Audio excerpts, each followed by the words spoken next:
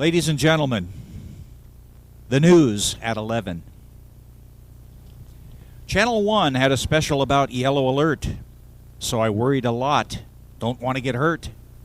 Channel 2 said the flu was going around, so I got a flu shot and went out of town. Channel 3 said those flu shots are dangerous too, so I turned on Channel 4 to find out what to do. They said see a doctor so I could survive. In the waiting room I waited and watched Channel 5.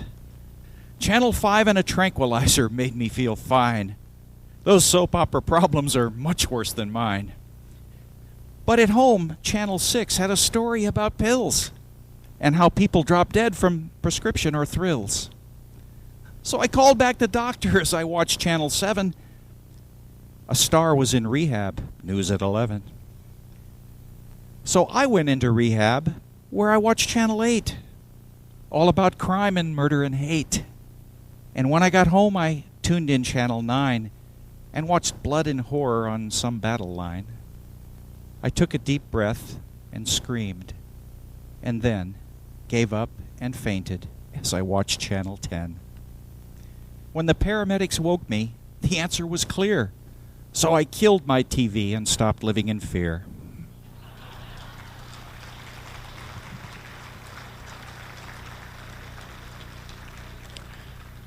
That's another one of the wonderful new poems from Laurie Boxer's new book, Swamp Gas. These are available for sale at the Congress Book and Tape. Wonderful stuff. Laurie, are you in the room? Laurie, if you're in the room, stand up. There she is. Okay, let's give her a hand. This is the young lady that writes these marvelous poems. Okay, ladies and gentlemen, our next speaker, he doesn't need an introduction. I mean, he really doesn't. New York Times best-selling author. He had his book, Crossfire, made into the film, as you all know, on the Kennedy assassination. He's written the #1 selling book ever on the alien phenomena, alien agenda. He's been deeply involved, of course, as a writer and reporter and in the journalistic field for decades. He is intimately familiar with the control of information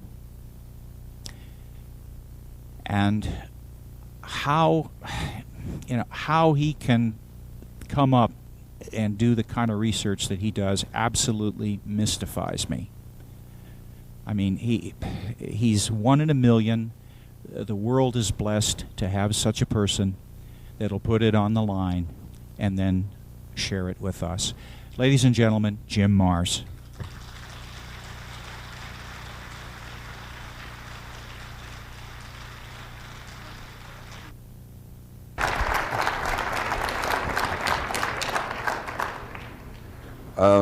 Hopefully I'm on this mic, so that way I can move around. Okay. It is a distinct pleasure to be with you. There we go. It's a distinct pleasure to be here with you folks today. I guess from Texas we'd say y'all. If I was from a little further north, I'd say yous guys. But it really is because I kind of consider you all home folks. I feel like I'm kind of here preaching to the choir. You people are the ones who come out of your homes, turn off that TV, that daily drumbeat of fear and depression, and actually come out to try to find out what's really going on. So today I'm going to try to share some of this. We got a lot of ground to cover, and I may just get to rattling. So if you miss something, buy my book. Yeah, a few unabashed plugs here. Before I launch into the program, which is going to be about rule by secrecy, and for those of you who have read the book, I've got a PowerPoint program here that I hope will make it even be more graphic for you, maybe even more understandable.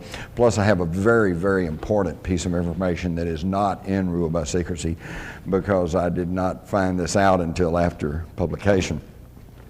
But before we do that, I want to tell you about something that I've recently come up with that, to my way of thinking, is a true smoking gun in the field of UFOs. I recently completed a little documentary, Aurora, the UFO crash of 1897. Before Roswell, before the Foo Fighters, there was Aurora. And this one actually was documented in the newspapers of the time. Now, you will find an account of Aurora in my book, Alien Agenda. But at that time, I had gone into the old Fort Worth Star-Telegram, into their microfilm, and had, many years ago, back about 1973, and had found the story. And like an idiot, I didn't copy the whole thing. I just jotted some notes. I can still remember the memorable line. It said, the pilot, comma, who was not of this world, comma, you know, just like you might as well have said, you know, who had red hair. Very, very blasé about it. And then later, the story I quote in Alien Agenda is the story that I got from the Dallas Morning News, which of course is still in publication. But all I'd had up until about 2 weeks ago was a copy of the story. And I won't bother you with the story because it's in Alien Agenda and it's been reprinted other places. Now the debunkers cannot say it wasn't in the newspapers at the time, because it was. So their argument is that it was just a hoax story, and that it was planted there by Judge Proctor, who was a little bit saddened because the railroad had bypassed Aurora, which up until about 1897 had been a fairly thriving town in North Texas, and it was kind of dying on the vine, and he was trying to drum up some excitement for Aurora. Okay, that's plausible enough, and I certainly paid attention to that. Until about 2 weeks ago, when I managed to secure a copy of the entire front page of the Dallas Morning News from April the 19th, 1897. Main headlines talking about the great aerial wanderer. There are 16 stories on this front page, and every single one of them concerns the large silver cigar-shaped object flying over Texas. Now this, folks, is in the spring of 1897. This is 7 years before the Wright brothers flew at Kitty Hawk. This is 7 years before the first powered balloon flight in the United States, the California era, and also in 1904. These reports range from the Oklahoma border as far south as Austin, Texas. And it's really incredible. Wortham, Freestone County.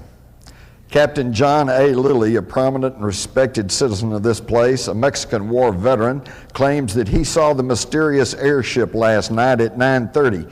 He said it was going straight up. Kind of leaves out a meteor, doesn't it? And of course we have the story here about the crash in Aurora. And it says the pilot of the ship is supposed to have been the only one on board, and while his remains are badly disfigured, enough of the original has been picked up to show that he was not an inhabitant of this world. I'm telling you folks, this was recorded years ago, and I have some copies of this front page. It's really worth getting. On 2 occasions there's an account of where it actually landed and people communicated with the crew. One time they were told that this was a secret invention that had been developed by an inventor in mid-state New York, and that he and 2 assistants had taken off to test it, and it was such a success that they soon found themselves over Indiana. So they just kept going and ended up in Texas. And they said, but now don't say anything to anybody, don't spread the word about this, because when we get everything patented, we're going to release this and it's going to revolutionize transportation. But in the same story, from a different place, we have a fellow who says it landed and they told him that they were from the North Pole in a strange and ice-free area up there where their ancestors had settled, and that they were developing this technology. Now, an even stranger story, this one to me is a tip-off that something's going on, And this is not in this Dallas paper, but in the old Fort Worth Register. There was a story of a railroad track inspector who it was getting late in the evening. He was about to turn back and head back to the city when he saw a bright light up ahead, and he went up to investigate, and he said there was a large silver cigar-shaped object sitting on the railroad track, and that there was some crewmen around in blue uniforms.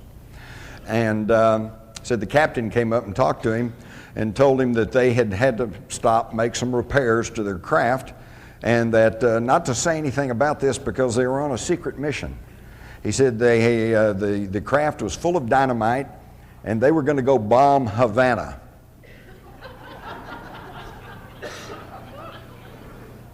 Now, for those of you who were not asleep in history class, you might recall that the Spanish-American War did not begin for another year. And that was only after the mysterious explosion of the battleship Maine in Havana Harbor. So what's going on here? Why would somebody a year previously, how did they know we were going to have a war with Cuba, with Spain that included Cuba? This may have to do with what John Spencer, who wrote the UFO Encyclopedia, calls cultural tracking. And this is that the inhabitants of these craft have the ability to mask themselves, cloak themselves, if you will, and give the appearance of the technology at the time. The fellow who was told that this was a device that had been developed in New York State was told that it ran by electricity. Well, of course, today that sounds pretty antiquated. But keep in mind, 1897, rural North Texas, they didn't have electricity. Only big cities had electricity, and it was still kind of a new marvel. And there's some support for this argument because early on, back in the 50s, when contactees were first talking about being taken aboard these craft and stuff, they talked about these rotary dials with numbers on them, okay? Because that was our technology. Today, we have people, experiencers and abductees, who say that they've seen these LED things like the watches and clocks we have today, because now we have that technology. So it's really kind of an interesting aspect of this whole thing. But I wanted to share with you all the story of Aurora because it is becoming more and more documented in the tape about Aurora, and I apologize, this is not a Hollywood production. This was made on less than a shoestring, but the information is there, including interviews with people, descendants of people in Wise County who were there and observed what was going on. And of course, these are available, and like I said, you can get a copy of this front page. If you have friends and relatives that are skeptics and said, why there's nothing there, show them the front page of the Dallas Morning News, 1897. One other quick thing, I just have to put in a little plug here.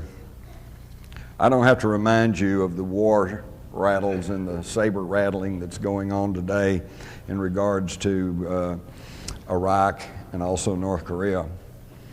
I'd just like to quote you from President John F. Kennedy.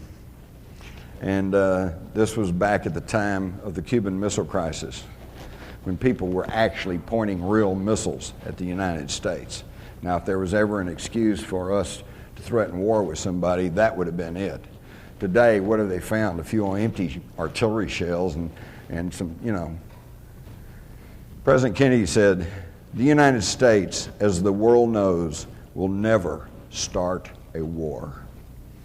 We do not want a war. We want to build a world of peace where the weak are safe and the strong are just.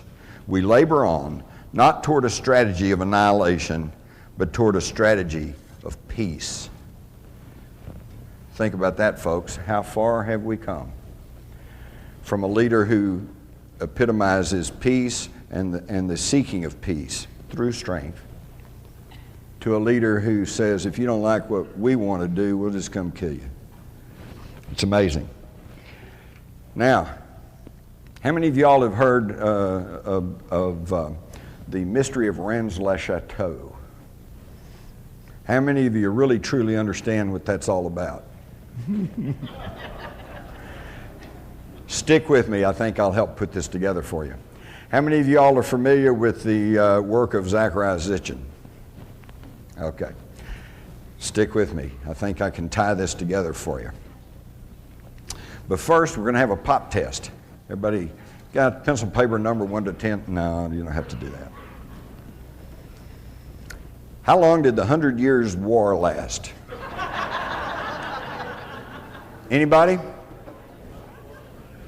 116 years. You get the gold star. 116 years for the 100 Years' War. What color is a purple finch? It's red. Okay? Which country makes Panama hats? Ecuador. Where does the term America come from?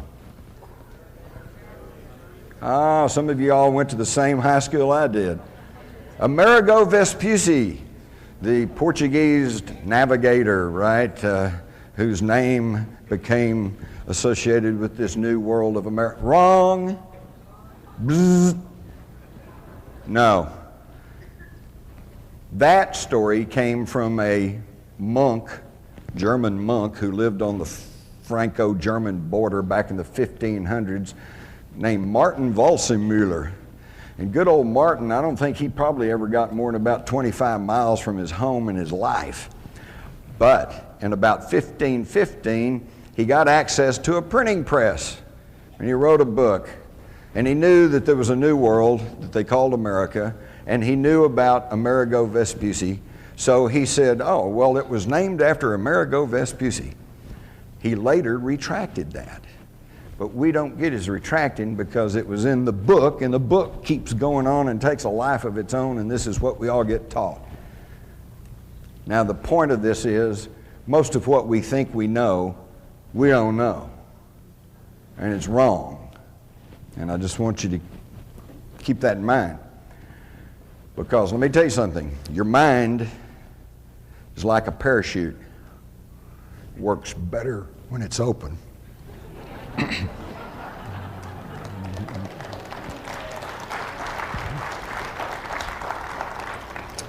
All right, now to try to hurry on through this.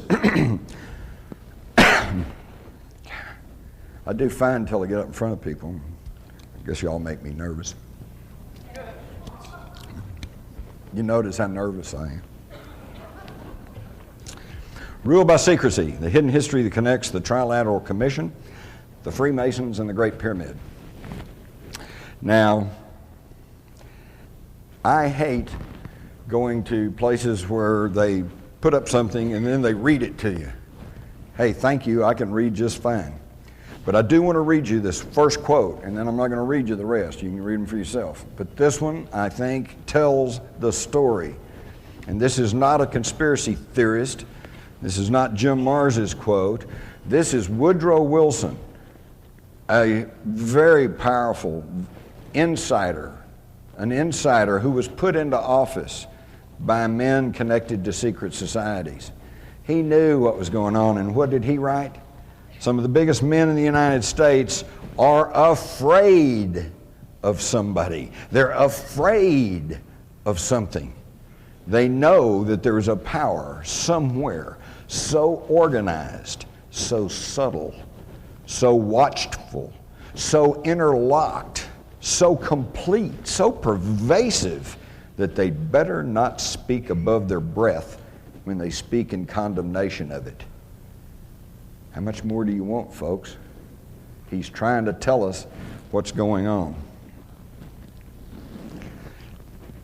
Now, what I've done here and what I'm going to present to you all is a synthesization, easy for me to say, synthesization, a compilation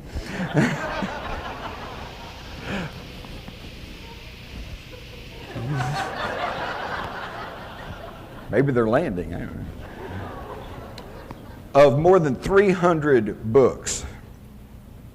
And what I'm going to be trying to show you today is bringing together two heretofore believed unconnected topics of research. And this is going to get interesting in the coming years because most of you have been at this UFO research game for a long time. And when you started off, it was most people just really laughed and snickered at you. Today, Some of them still do, but some of them don't. Today there's a rising and growing acceptance that there's something out there and that we're probably not being told the truth.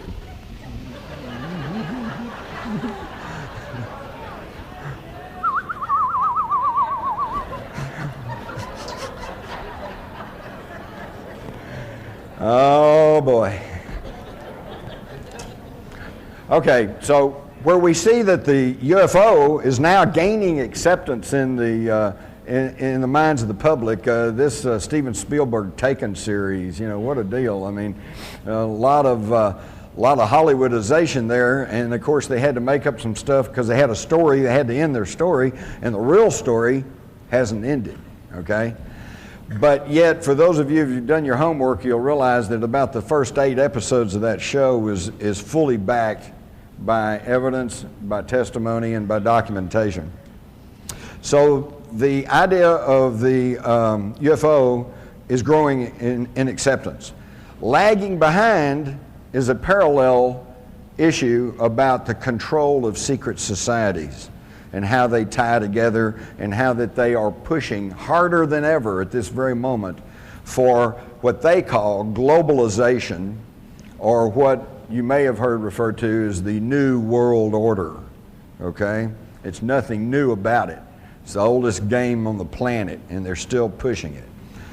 So I can see that at some point in the near future, these two issues are going to blend together, they're going to meet, and we're going to have a whole new paradigm to deal with, so I'm going to give you folks a little leg up.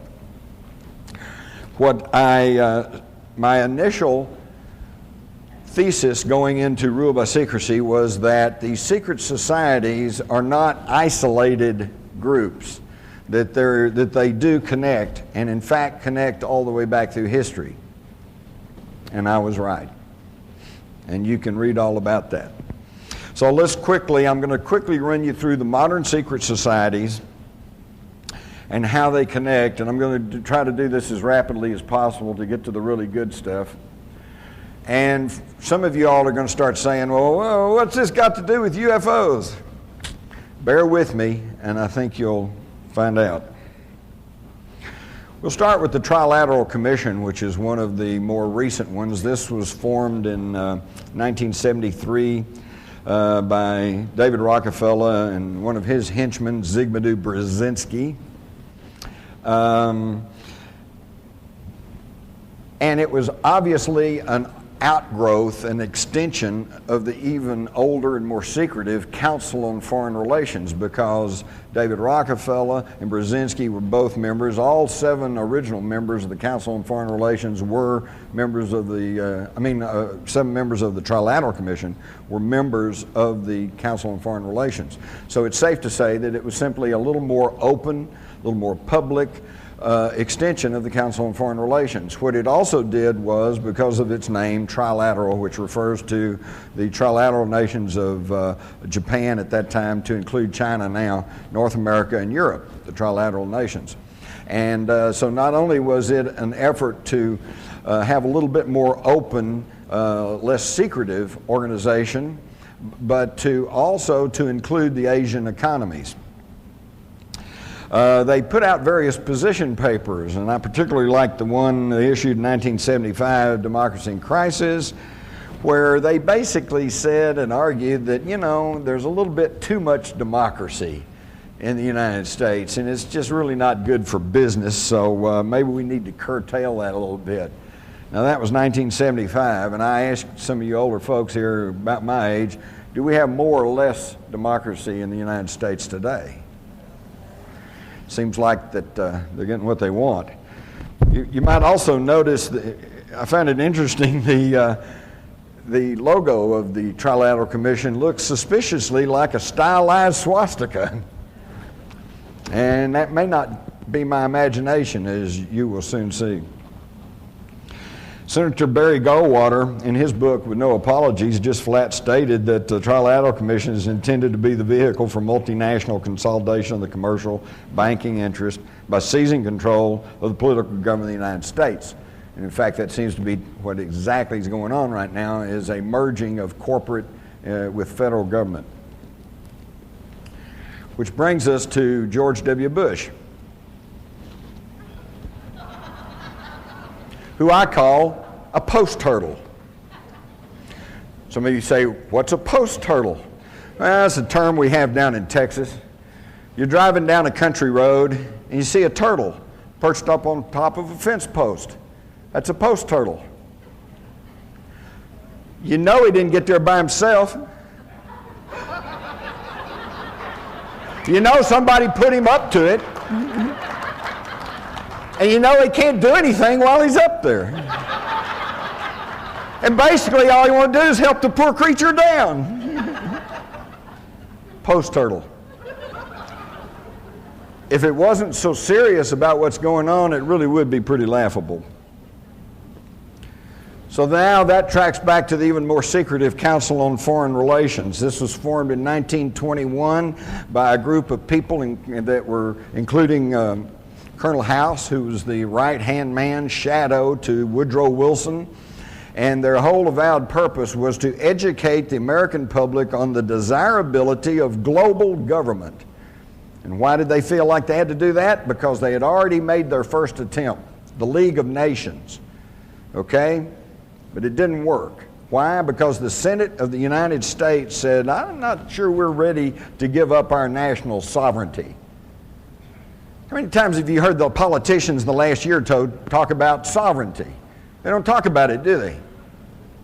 For that matter, when's the last time you heard a national politician refer to the republic? They don't talk about that much either, do they? And while we're here, let's stop and briefly and let's explain what I'm talking about here. Oh, all they talk about is democracy. Democracy. Got to save democracy. We love democracy. The terrorists hate democracy. Well, what is democracy? Democracy is ruled by the majority. What's the primary example of democracy in action? A lynch mob. Okay? Everybody says lynch him, so they do. Folks, this is not what we were handed by our ancestors. This was never intended to be a pure democracy.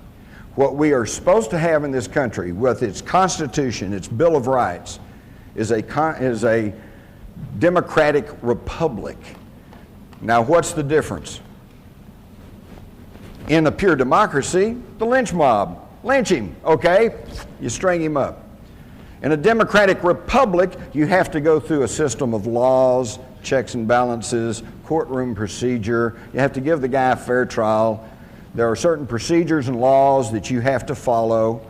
He has the right to meet his accuser. He has the right to defense. He has the right to cross-examine the evidence and the witnesses against him. And then if he's found guilty, then you can hang him. Okay? That's what we're supposed to have. And this is not what we have now, is it? Now they can grab you, lock you up, and if one man, John Ashcroft, who's up until 9/11's whole claim to fame was throwing covers over the bare breast of statues in Washington, D.C. because he was upset. No. Oh. Talk about a boob. I didn't say that. But on his word alone, you can be declared an enemy combatant and held without trial and without legal representation. They are stripping the liberties that we are guaranteed in this country. And it really is amazing to me, because if Osama bin Laden was indeed behind the 9/11 attacks, and there's still been no real proof that he is, but if he was, and if his goal was to destroy a democracy and to end our freedoms, he succeeded, hadn't he? But we know that some bearded guy over in a cave somewhere is not responsible for everything that's going on in the world today. Who's responsible are these people. Who's responsible are these people who have been working at this for hundreds of years. What's interesting is, notice, oops, they just cut the graphic. Can we put the graphic back up real quick? If you'll notice, over here is the CFR logo with the rider on the horse and the Roman, Latin inscription. And over here is a medallion of the ancient Knights Templars. Looks pretty close, doesn't it? Same deal. And the same objectives are going along. They consolidated all of this a long time ago with the formation of the CIA and with the National Security Act of 1947. The National Security Act of 1947 is really what began to sound the death knell for freedom and democracy in this country.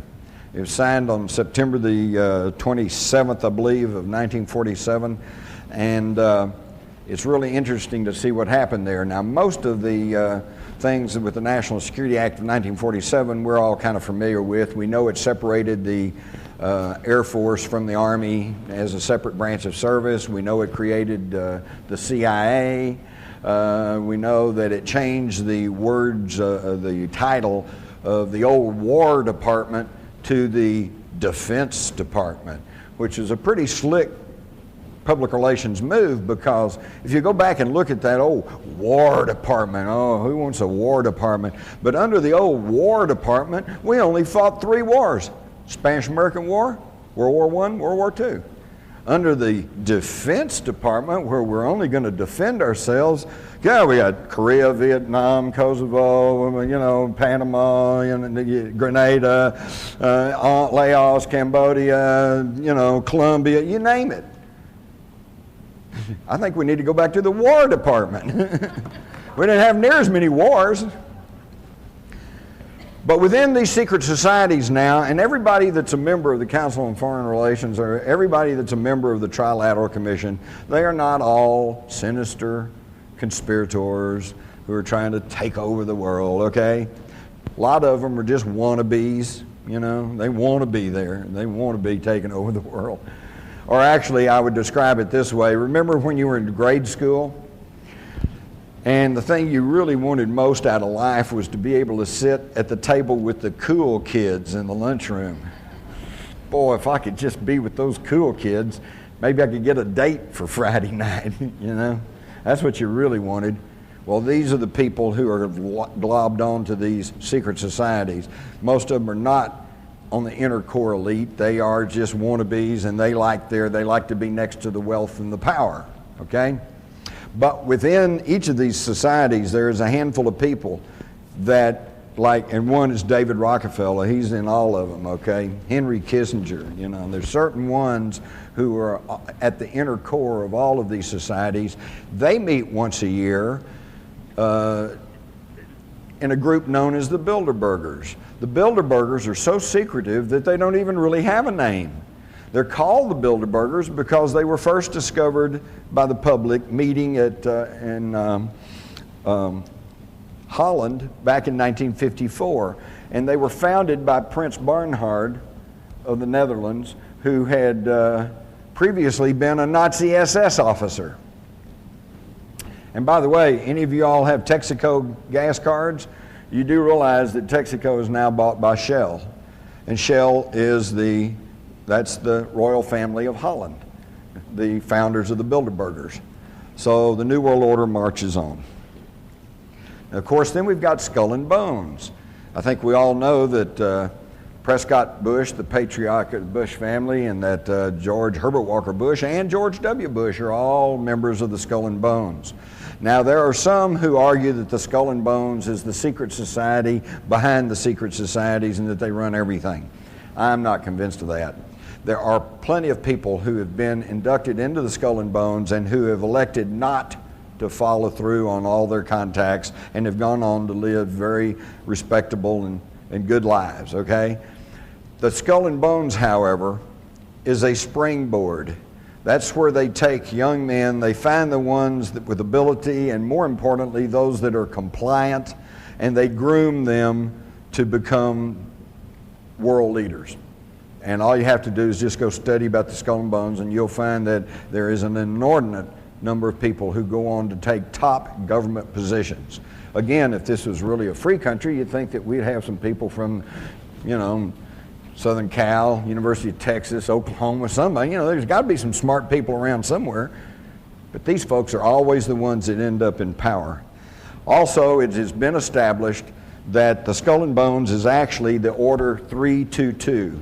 It is the 322nd chapter of the Illuminati. This was published in the New York Times. Now we get to the question of how come you don't know all this, and that gets back to the control over the media. First, you have to understand the media cannot control these people, these secret societies cannot control all the editors and all the reporters across the country. No, they control the media through the distribution of the information. Just in the past several months, there have been some massive anti-war demonstrations taking place in California, in Denver, in Washington. And most of you have heard little or nothing about them. And when you did hear about them, 30,000 people gathering. Try 500,000. There have been massive demonstrations in England and in Germany, and you very rarely hear about that. This is because they control not the editors and publishers, but the distribution of the information. And how do they do that? I've listed two here, Time Warner and Disney. There's another couple that I could mention. Viacom is another one. Venti is another one. Clear Channel is now buying up all of the radio stations in this country. Clear Channel bought up Premier Radio not long back, and now two of its leading voices, Whitley Strieber and Art Bell, are no longer with us. Okay? And who owns Clear Channel? Well, it's connected to the Carlyle Group. That's Henry Kissinger and the Bush family. Okay? So they are clamping down on the access to information. And never lose sight of the fact is, I don't care how brilliant you are, if you make decisions based on faulty, erroneous, or incomplete information, you're not going to be making the right decision. At the top is a note that was written to James Tucker, who used to write for the old Spotlight, now writes for the American Free Press, and he has tracked the Bilderbergers for years. And this lady that was an ombudsman with the Washington Post sends him a note and says, well, if observations of the Bilderberg, the Trilateral Commission, Council on Foreign Relations, Aspen Institute, etc. hold true, there's much that is ponderous, but little that is newsworthy. How's that for a condescending, unthinking response? Let me put it this way. What do you think the news media's reaction would be if all of the owners of the National Football League franchises were to meet in a big hotel secretly with armed guards all around it, won't let the media in, won't let anybody in? They meet there for about a week, and then they all come out and say, sorry, I can't tell you what we talked about. Whew. Would they blow their lid or what? They'd be yelling price fixing, collusion, restraint of trade, blah, they'd raise hell. But you get the leaders of commerce and banking and industry, and they meet once a year, and they hide themselves off in some big, well-guarded resort, and they come out and say, we're not going to tell you what we talked about. It makes a mockery of freedom of the press. It makes a mockery of freedom, period. We have got to start understanding who's really calling the shots, because until we understand what's really going on, how can we make any decisions or do anything about what's happening in our own country? I had to throw in this cartoon. Says, well, the CBS Viacom deal, look at what you get. Movies, MTV, radio, videos, Nickelodeon, news media, theme parks, billboards, Showtime, just about every kind of entertainment and advertising you could want. The guy says, well, what about the news? And the guy says, this is the news. This is the news. Think about it, folks. Not long back, I'm sitting at home, and I don't watch TV that much, but I happen to have it on. They said that we're going to interrupt for a news break. I'm going, okay, good. I'll get to the headline news, kind of get caught up. There were 4 stories that they put out over this 2-minute news break or whatever it is, and all 4 of them were sports stories. So-and-so won the Masters, so-and-so won some football game, some baseball game. Don't get me wrong. I love sports, but sports are sports. They are not news. You can get all excited about the big game, but then next week it's over with, and who cares? And what does it really matter? It doesn't. And that's what's masquerading, though, as news. Now, these folks, it's already been said right here at this conference that these folks are really the brightest and the best, and they are more intelligent than we are. And it's only right and proper that they run everything, because they only have our best interest at heart. Well, let's look back over just the past 100 years. They've given us 2 world wars, 2 depressions, one acknowledged and the one currently not. And doesn't sound like they're operating in our best interest. Not at all. They give us the Persian Gulf War. That was Daddy Bush's war. Drew his line in the sand. Just happened to be north of the Harkin Energy holdings of his son George W., who just by sheer coincidence, I'm sure, sold off the bulk of those holdings right before the invasion of Kuwait and made himself almost a cool $1 million by selling short on that. You think Daddy might have whispered in his ear? Oh, no, wouldn't do that, would they? Of course they would. And then the whole thing ends, just as everything's closing in. Got too much to cover here. I could give you the whole story. When the American ambassador goes to Saddam Hussein, April Glaspie, and she testified to this in front of Congress but didn't go anywhere, he says, we're going to go back to our original boundaries, which means he's going to take back Kuwait, which was illegally taken and carved out of Iraq in the first place by the British years ago, so they could get their hands on some of those southern Iraqi oil reserves. And he asked the American ambassador, you know, what do y'all think about that? And her almost exact answer was, well, I've been instructed to inform you that we consider that an Arab problem and we don't really have any thoughts on that. What does that sound like? Sounds like do what you want to do. And then the minute he sends his troops into Kuwait, oh, he's the new Hitler. All right, and the Saudis put up a $12 billion war chest hidden in a secret account in London for George Bush to use to prosecute the Persian Gulf War. It's a deal, folks. It's just a deal. They're all just deals. This whole thing right now, I'll tell you what I suspect. We all know this thing about Iraq is about oil. But why do we need the oil? We got plenty of oil in the United States, and we're not getting that much out of the Middle East anyway. And besides that, we now have our troops in Afghanistan, which means we now control the Caspian Sea oil reserves. Something that's been a big bone of contention for the last 100 years, ever since the Nobel brothers went over there and started production in the Caspian Sea area. When Hitler sent his Sixth Army charging through the Ukraine, they weren't going to capture Stalingrad. They were trying to get to those Caspian Sea oil reserves, but they got stopped at Stalingrad. It's been a big bone of contention. Everybody wants to get a hold of Caspian Sea oil. Well, now we have it.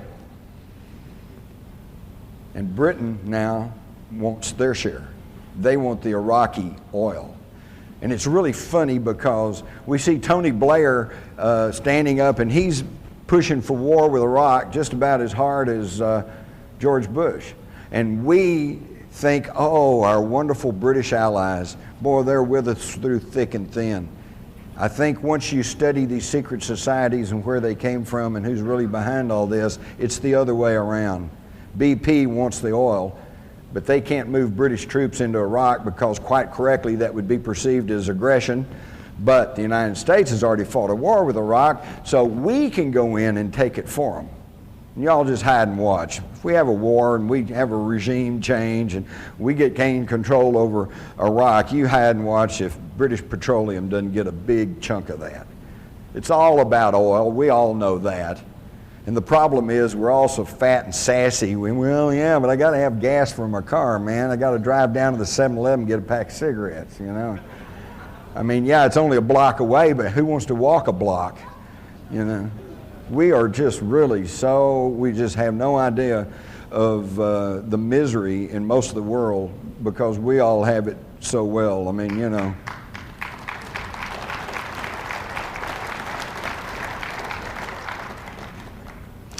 So it's all about oil, and my big complaint there is we don't need the damn oil, okay? We don't need to be on a petroleum energy basis anyway. There's so much other things we could be doing. Do you realize that with just some tweaking of the intake jets in your carburetor, you could be running your car on hydrogen? And hydrogen does not cause any pollution. And hydrogen is the most plentiful substance on the planet.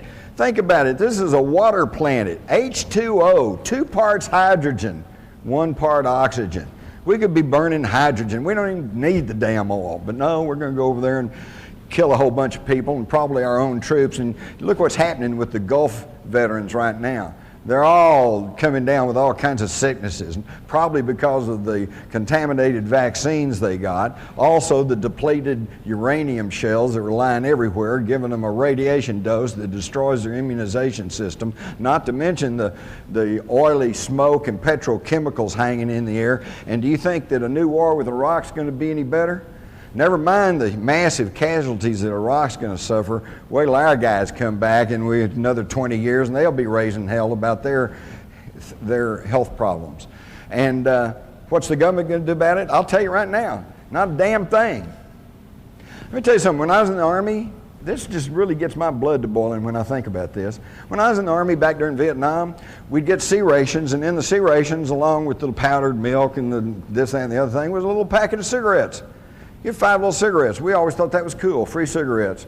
And those who didn't smoke would swap them around to those who did, and it was almost a medium of exchange. And that practice goes way on back even through World War II. Where do you think all those guys in World War II got the smoking habits? Because the Army gave them free cigarettes. And now under the Clinton administration, when some of these guys who put their life on the line to fight for freedom and democracy in World War II, and they start coming down with emphysema and lung cancer, and they go to the VA under the Clinton administration, they ruled that that was a self-inflicted disease and that they would not treat the veterans. That's shameful, folks. That's shameful. You give your soldiers cigarettes all through their career and then you won't treat them when they get a health-related problem? Unconscionable. But that's what happens when you let these secret society creeps run your country. Going back past the Gulf War, and now we get back to Vietnam, and Lyndon Johnson and his wise men, okay? He surrounded himself with about 12, 14 guys, and they were every one of them Council on Foreign Relations. In fact, Vietnam, the thing I never could quite figure out is why were we fighting 9,000 miles away from the shores of the United States? Well, let me tell you why. Because right after World War II, the Council on Foreign Relations published some papers that were saying we needed to gain control over the mineral resources of Southeast Asia, which at that time was called French Indochina. All right, but then in the spring of 1954, the French got defeated at the Battle of Dien Bien Phu, and they withdrew from French Indochina. Within weeks, John Foster Dulles, a founder of the Council on Foreign Relations, and who was then Secretary of State to Dwight Eisenhower, goes to the Philippines and creates something called the Southeast Asian Treaty Organization, SEATO. And he later explained that he did that to give the American president the legal precedent for intervention in Southeast Asia.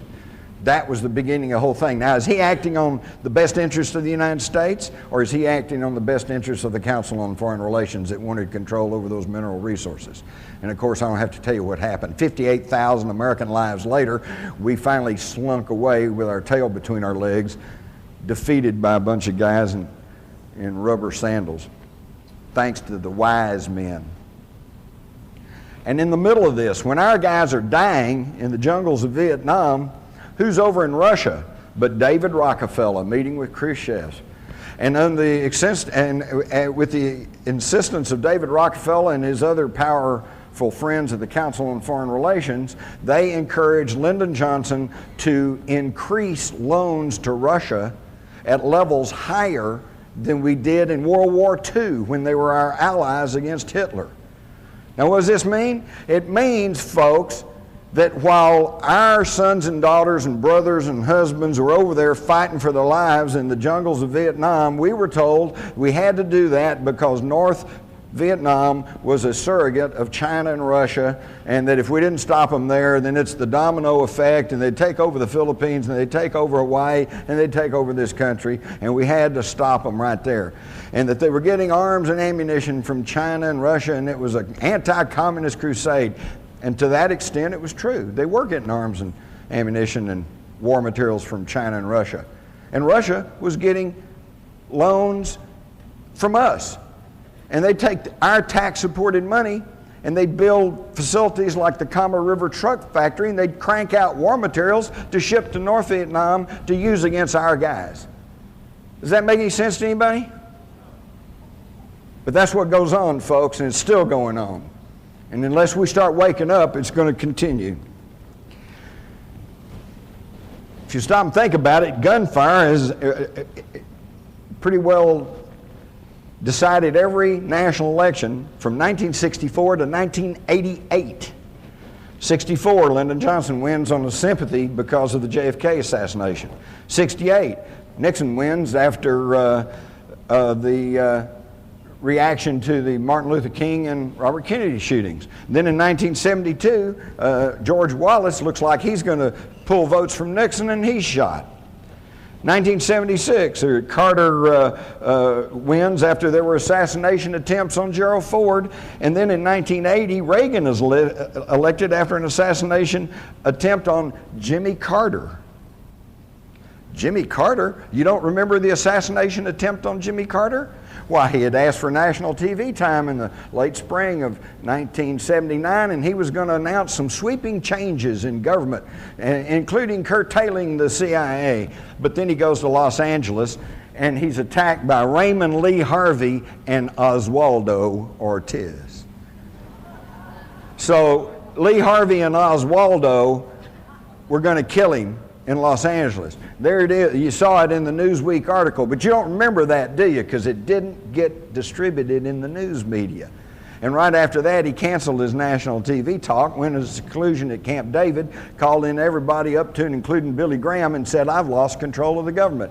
And he was out, and Reagan was in. And 2 months after Reagan was elected, he's shot. And if that bullet had been that much closer, it had hit his heart, and we would have had George Bush 8 years earlier. People don't think about that, do they? Oh, well, I guess that's a conspiracy theory. Speaking of, you're going to love this one, the Reagan shooting.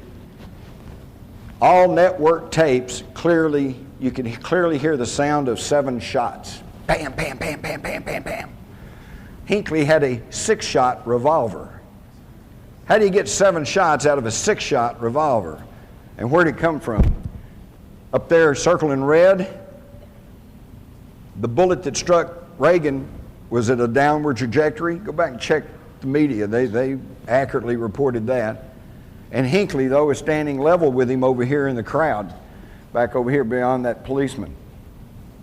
Up here is a sliding glass door with a human figure crouched behind that door.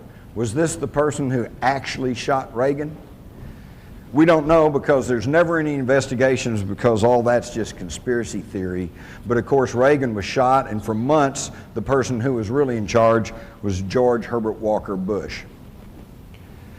You're going back to Korea, you find out that Russian generals were running the Korean War on both sides. Does that make any sense? And yet the bulk of the Allied troops was our guys. United States military supported by our tax dollars. We're really being taken, folks. Go all the way back to World War II.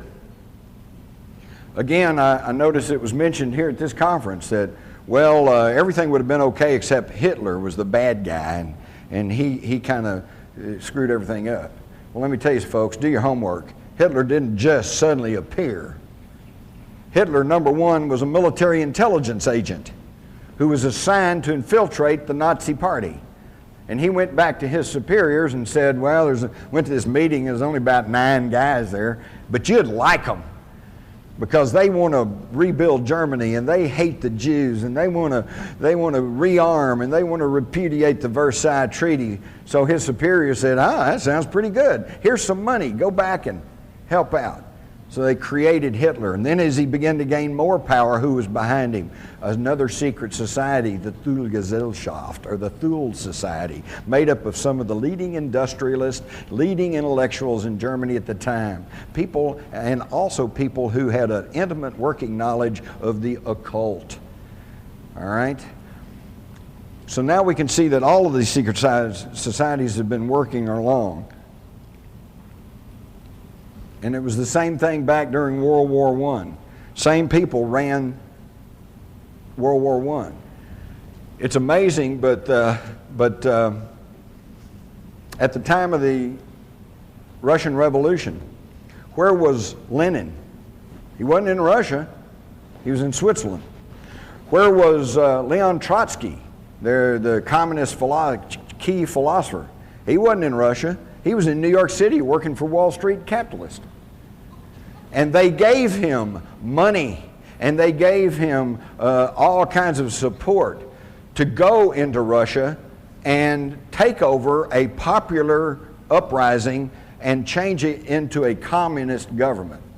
Lenin was the same thing. We all know that he was put on a sealed railroad car and traveled through wartime Germany that was at war with Russia and was sent on into Russia to take over the government and set up the communist system. And one of the people who helped facilitate that was a leading banker in Germany who also was very highly connected with German intelligence, and that was a fellow by the name of Max Warburg. Now, don't you find it passing strange that in World War I, Max Warburg, who was head of German intelligence and a big leading banker there in Germany, his brother, Paul Warburg, founded the Federal Reserve System in our country, and at that time was head of the financial end of World War I for the United States of America. Does nobody find that amazing? Here he is, Paul Warburg. And here's the house on Jekyll Island where the plans were laid to instill upon us the Federal Reserve System, which is neither federal nor has any reserves. All right? It is a system of 12 banks. It's a system of 12 banks that are in turn owned by other private banks. And in fact, most of the studies that have been done show that the majority of ownership in the banks that control the Federal Reserve are held by people who are not even Americans. Think about that one. I could get into money and the whole thing, but let's keep going. Here's the original Federal Reserve Board, and there's old Paul. He headed up the original Federal Reserve Board. And here we see Woodrow Wilson and Colonel House and his wife.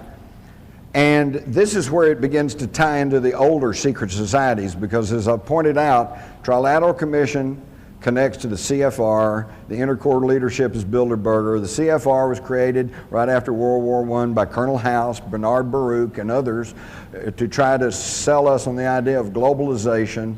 And these folks had been members of the old Cecil Rhodes secret society called the Round Tables. Here is a cartoon from 1911 showing Karl Marx shaking hands with J.P. Morgan, George Perkins, Teddy Roosevelt, John Ryan of National City Bank, John D. Rockefeller, and Andrew Carnegie. They financed communism. They created it. Why? So they could play both ends against the middle. Think of Cold War. And now it's over with. And think of the billions of dollars that were squandered on that Cold War. Think of what this country could be today if we'd spent that money building schools and upgrading education, upgrading health facilities. No, that was not going to make them money. So see, back in 1911, those old folks knew better about what was really going on than we do today. And this is just a little graphic showing the New World Order and how that it tracks on down. You can take a look at that. I do want to mention the Hegelian dialectic. That sounds pretty fancy, but basically all it is just action, response, and then synthesis, whatever you work out. You all do this all the time. You and your wife or husband decide you want to go to the movies. One of you says you want to go see movie A. The other one says, no, I don't want to see that. I want to see movie B. Okay? Well, the one who wants to see movie A, that's thesis. That's his thesis or her thesis. One says, I want to see movie B, that's antithesis or antithesis, the antithesis. Okay? Now, then you work it out. If you're like me and my wife, what we usually do is end up going seeing movie C, which is second choice for both of us, but it's one we can agree on. That is synthesis. And that's how it works. And all Hegel did was simply kind of work out this formula for human interaction.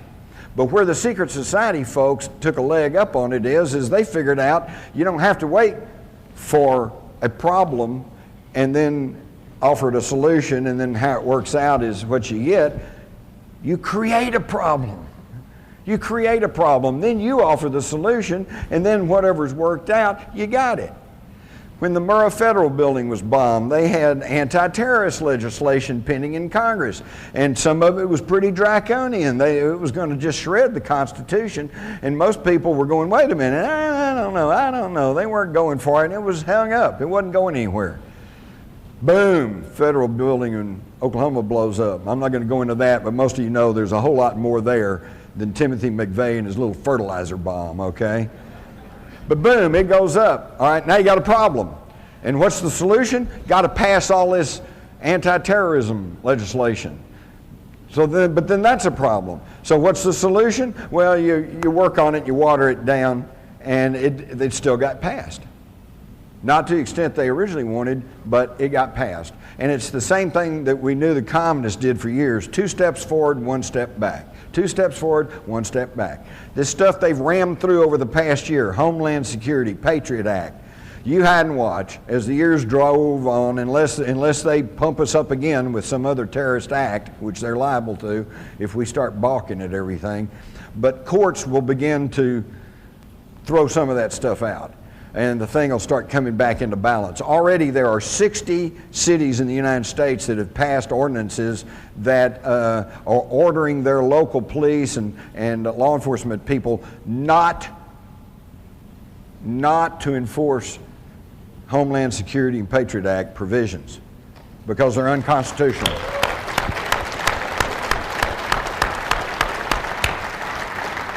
Of course, you don't hear much about that through the mass-controlled corporate media, but it's happening, and there will be a backlash. It will come, and things will balance out a little bit, but see, it's already on the books.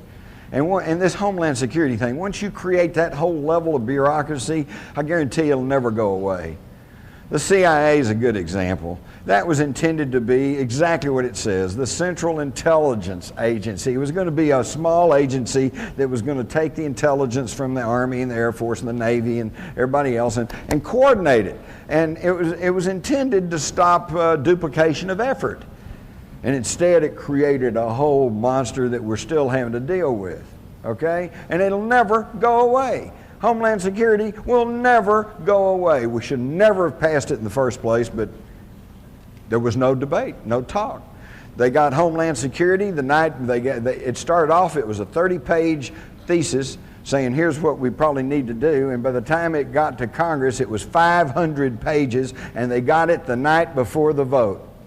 Now folks, I don't care how smart you are, you can't read 500 pages, absorb it, think about it, and make an intelligent decision. And I'll tell you, for that one fact alone, and I'm not even going to argue the merits of Homeland Security, but for the mere fact that your representatives passed a law that they hadn't even read, I think should be cause enough for a recall. You ought to throw every one of them out.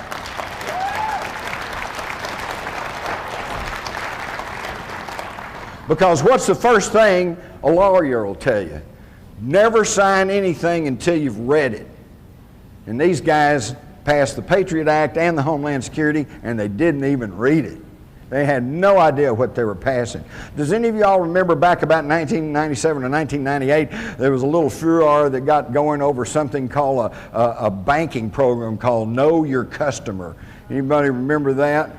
Yeah, and the whole idea was that your bank was going to have to turn around and be a snitch to the federal government. If your deposits somehow were a little bit different than the normal, or if you withdrew an inordinate amount of money or whatever, they were going to report you, be required to report you. And they were going to keep massive personal information files, okay? Your wife, your family, et cetera, et cetera.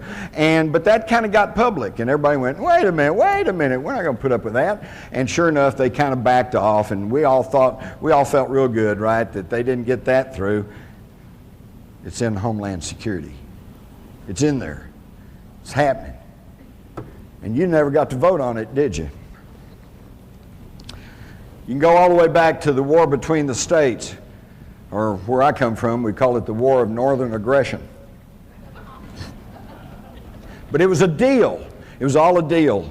August Belmont, a registered agent of the Rothschild banking family in Europe, came to this country and quickly became the leading seller of bonds for the federal government. He's the one that got the money to prosecute the war between the states. At the same time, he was quietly buying up all the Southern bonds. It was a deal. Even Chancellor Bismarck of Germany is on the record as saying that the war in the 1860s in the United States was contrived by the Rothschilds to split the country in half so that they could regain North America for the bankers in France and Britain. And if you'll stop and think about it, where was the bulk of the British Army? It was in Canada. Where was the French Army? Anybody? Mexico, under Maximilian. So they were going to let the North and South bleed each other dry, and then they were going to move in. There's only one man who seemed to understand what was going on, and that was the head Yankee, Abraham Lincoln. I'll have to give him some grudging credit. I think he understood what was happening. And that's why he became the first American president to print his own money, known as greenbacks. Do you know there's only been one other president in the history of this country that tried to print interest-free money? John F. Kennedy. June 1963, he ordered the issuance of $6 billion in currency, not through the Federal Reserve System, but through the United States Treasury. I have a $5 note. It says Series 1963. It's got red ink on it. It says United States note. It doesn't say Federal Reserve note. And I don't think it's a coincidence that both of those presidents were shot in the head.